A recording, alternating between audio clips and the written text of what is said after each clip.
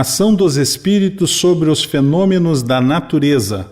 Perguntas 536 a 540. Os grandes fenômenos da natureza, os que se consideram como perturbação dos elementos, são devidos a causas fortuitas ou todos eles têm um fim providencial? Tudo tem uma razão de ser, e nada acontece sem a permissão de Deus. Esses fenômenos sempre têm o homem por objeto? Algumas vezes, eles têm o homem como razão imediata de ser.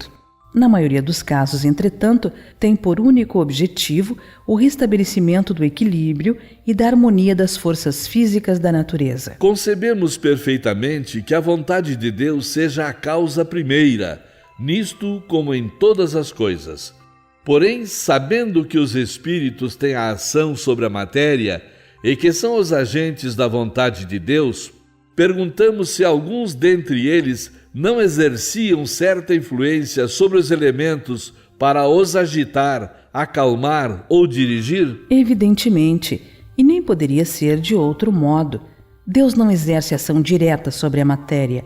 Ele tem agentes dedicados em todos os graus da escala dos mundos. A mitologia dos antigos se fundava inteiramente sobre as ideias espíritas, com a única diferença de que consideravam os espíritos como divindades. Representavam esses deuses ou esses espíritos com atribuições especiais.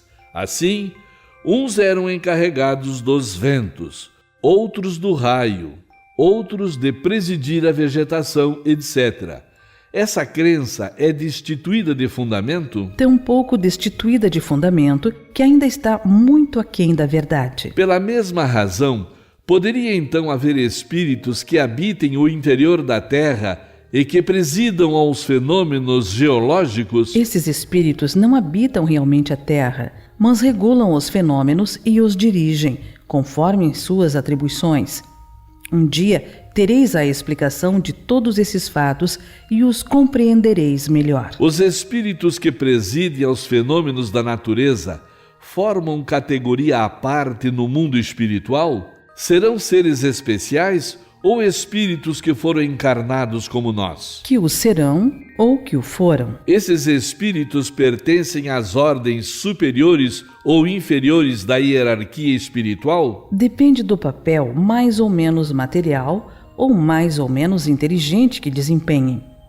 Uns comandam, outros executam.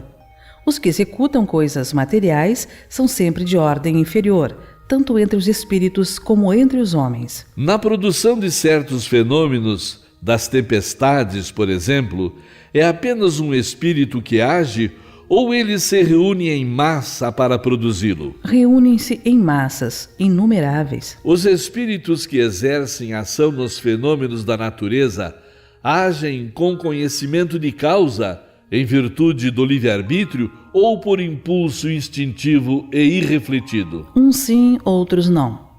Façamos uma comparação. Figurai essas miríades de animais que, pouco a pouco, fazem emergir do mar ilhas e arquipélagos.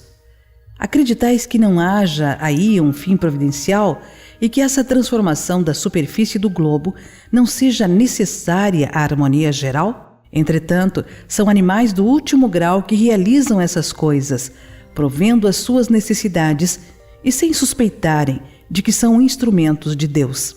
Pois bem, do mesmo modo, os espíritos mais atrasados são úteis ao conjunto.